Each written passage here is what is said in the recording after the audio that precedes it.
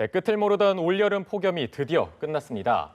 아침, 저녁으로는 서늘할 정도로 기온이 크게 내려갔는데요. 오늘과 앞으로의 날씨 전망을 김동혁 기상 전문 기자와 함께 알아보겠습니다. 네, 안녕하세요. 네. 자, 일단 드디어 폭염이 물러갔는데요. 네. 이 단 하루 만에 계절이 바뀐 느낌인데 이렇게 확 바뀌다 보니까 궁금한 게 앞으로의 이런 폭염 수준의 더위는 없는 거겠죠? 그렇습니다. 아무래도 뭐 지난 목요일이라든지 금요일에 이 중부 곳곳에 비가 좀 내리면서 네. 올여름 폭염이 확실히 좀 끝났고요. 현재 전국적으로 봤을 때 폭염특보가 내려진 지역은 한 군데도 없습니다. 네. 그래서 올여름의 폭염은 확실하게 누그러졌다 이렇게 좀 말씀드릴 수 있을 것 같고요. 네. 오늘 중부지방에 구름이 상당히 많고 충남이라든지 남부 또 제주 이런 곳에 비가 조금 내리는데요. 아무래도 올여름에는 주로 소나기만 내렸다면 지금의 현상은 이 기압계 현상으로 인해서 비가 좀 내린다. 그래서 상당히 좀 다른 패턴을 보이고 있습니다. 따라서 전국적으로 비가 내리고 한반도 북쪽에서 차가운 공기가 내려온다라는 것은 확실히 올여름의 이 폭염, 낮 기온이 35도 안팎을 넘나드는 폭염은 앞으로도 없겠다. 이렇게 말씀드릴 수 있겠습니다. 예상 강수량이 오늘 5에서 40mm, 영동은 30에서 80mm, 강원 산간은 이 동풍이 좀 많이 들어오면서 네. 120mm 이상 상당히 많은 비가 내리겠고요. 낮 최고 기온이 어제보다 오늘이 더 낮습니다. 그래서 서울이 27도, 춘천 25도, 대전 25도, 광주가 26도인데 뭐 지난주가 우리가 뭐 35, 6도 정도 넘나들었으니까 네. 오늘 확실히 그때와 비교해서는 한 10도 정도 낮아진 낮 기온 보이겠고요. 내일도 서울이 27도고 모레는 24도까지 떨어집니다. 네. 네, 그리고 수요일이 25도고요. 목요일 28도, 금요일 29도. 그래서 한 주 내내 30도를 밑돌기 때문에 뭐 특별히 큰 더위는 없겠습니다.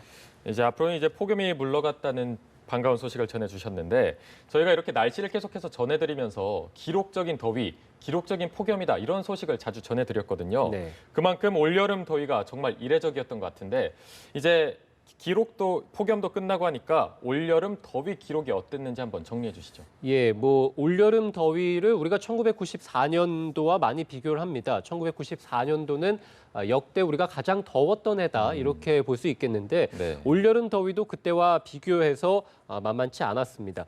우선은 이달 들어서 전국 평균 최고 기온이 33.3도입니다. 아직 8월이 채 끝나지도 않았습니다. 네. 이렇게 봤을 때 전국적으로 기상 관측이 시작된 1973년 이래 역대 1위입니다. 그러니까 1994년과 비교해서도 더 더웠다라고 볼 수 있겠고요. 물론 94년은 7월 달에 더웠고 올해는 이제 좀 8월 달에 폭염이 극심했다. 이런 차이점은 좀 있고요. 네. 전국 폭염 일수는 20일이 조금 못 됩니다. 그래서 지난 1994년 이후 22년 만에 가장 더웠다. 이렇게 볼 수 있겠고요. 서울에서는 폭염 일수가 24일 발생했고요. 열대야는 32일 발생했습니다. 그러니까 밤더위가 한 달 넘게 지속됐다라고 볼 수 있기 때문에 역시 또 1994년 이후에 가장 무더운 이 서울이었다라고 볼 수 있겠고요. 네. 온열 질환자 수는 2,000명을 넘어섰습니다. 그래서 통계가 시작된 이래 가장 많은 더위병 환자 수를 기록했고 사망자 수도 17명을 기록했고요. 네. 올여름에 가장 뜨거웠던 곳 바로 경북 영천입니다. 39.6도를 기록했고 경북 경산에서는 뭐 비공식 기록이긴 합니다만 수은주가 40.3도까지 오르면서 뭐 비공식적이긴 합니다만 40도를 넘는 수은주를 기록한 곳도 있었습니다. 그래서 뭐 역대 가장 뜨거웠던 게 1994년입니다만 올해도 94년 못지않은 상당한 더위가 나타났다 이렇게 말씀드릴 수 있겠습니다.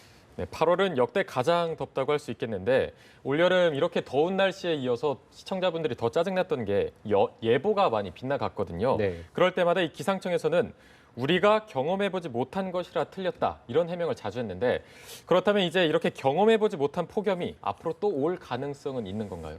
우선 뭐 말씀해 주신 대로 사실은 올해 장마 기간에도 그랬고요. 폭염에도 그랬고 우리가 기상청의 예보가 좀 자주 빗나가는 경우를 보였죠. 네. 이 뭐 장마철도 마찬가지고 폭염철도 마찬가지입니다만 한반도 주변의 기압계가 상당히 정체되는 모습을 보였습니다. 그러니까 날씨가 서쪽에서 동쪽으로 제대로 흘러가지 못하는 모습을 좀 보이면서 우리가 예보하기가 좀 힘들었고 네. 올해 폭염만 놓고 보자면 뭐 여러 가지 폭염의 원인이 있습니다만 중국 쪽에서 상당히 가열된 공기가 한반도 상공으로 넘어오게 됐거든요. 그런데 이것이 상당히 이례적인 모습이었습니다. 네. 그래서 우리가 경험해보지 못했기 때문에 예보라는 것 자체는 우리가 경험을 토대로 통계치를 토대로 우리가 예보를 내게 되거든요. 그런데 경험해보지 못한 날씨가 나타나게 됐을 때는 역시 예보가 빗나갈 수밖에 없었고 기상청에서도 뭐 올여름에 예보하기가 상당히 힘들었고 그리고 중국에서 넘어오는 이 뜨거운 공기 그리고 이것이 정체되는 것을 예측하지 못했다라고 시인을 했습니다. 그래서 앞으로 예보 개선에 대해서 내일 이 기상청에서 발표가 좀 있을 것으로 보이는데 기상청장이 뭐 직접 발표를 할 텐데요. 네. 뭐 이럴 만큼 기상청에서도 올여름은 좀 힘들었다 이렇게 좀 말씀을 드릴 수 있겠고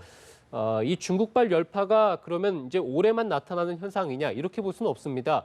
지금 뭐 아직까지는 원인에 대해서 정확하게 뭐 분석이 되지는 않았습니다만 지구 온난화의 영향이 아니겠느냐 이렇게 좀 분석이 되고 있거든요. 네. 그런데 우리가 이제 올여름이 계속해서 지구가 뜨거워지고 있는 기록을 경신하고 있습니다. 매달 지구의 온도가 역대 가장 뜨겁게 지금 기록이 되고 있거든요.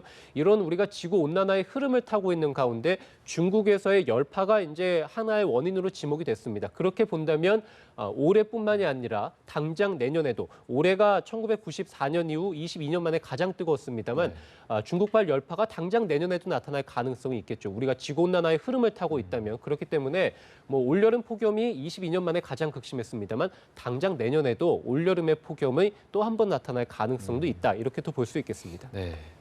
그런데 이번 여름이 더 힘들었던 이유가 보니까 한반도에 영향을 준 태풍이 거의 없는 것 같거든요. 네.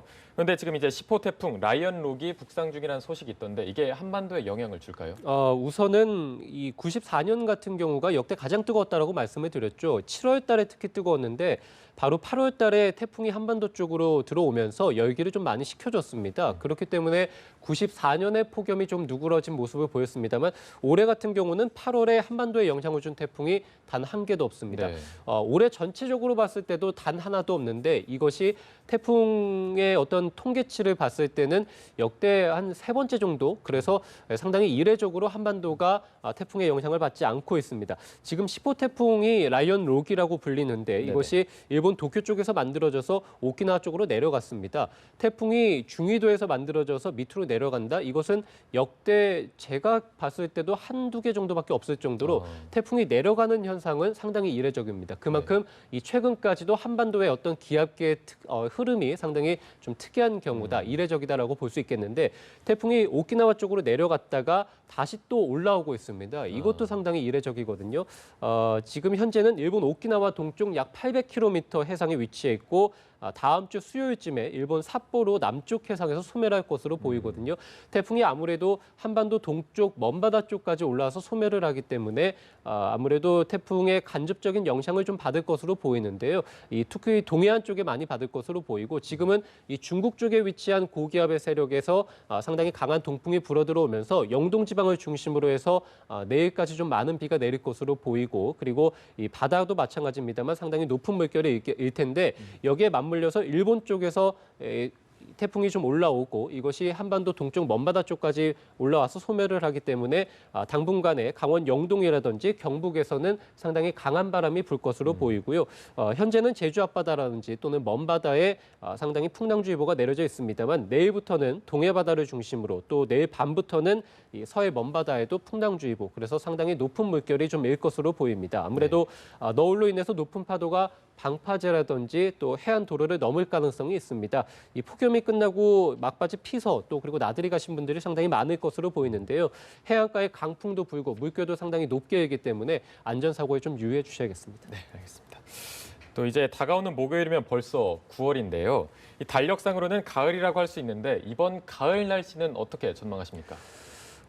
우선은 지금의 극심한 폭염은 확실히 누그러졌다. 그래서 올여름의 폭염은 이제 앞으로 없다라고 말씀을 드릴 수 있겠습니다. 다만 이 기상청에서 전망하기로는 9월에도 늦더위가 좀 있을 것으로 예상을 하고 있거든요. 늦더위라는 것은 뭐 35, 6도를 넘나드는 이런 더위는 아니고요. 30도 정도 또는 뭐 28도에서 한 29도 정도. 그래서 우리가 보통 가을을 생각하게 되면 9월에 처음으로 들어가게 되면 우리가 달력상 가을로 생각하게 되죠. 그리고 지금처럼의 선선한 가을 날씨, 이렇게 또 맑고 청명한 가을 날씨를 생각하게 되는데 이 9월에도 한 중순 정도까지는 평년보다는 조금 더운 낮더위를 좀 예상이 됩니다. 그래서 완전히 뭐 아주 덥다, 폭염이다 이렇게 예상을 하기보다는 조금 따뜻한 정도의 날씨를 볼 수 있겠고요. 다만 아무래도 해가 뜨는 시간이 짧기 때문에 아침 저녁으로는 선선한 날씨는 여전히 보입니다. 그래서 한 추석 때까지는 우리가 생각했던 가을보다는 조금 덥다, 조금 따뜻하다 이렇게 보시면 되겠고 9월 하순 정도는 되어야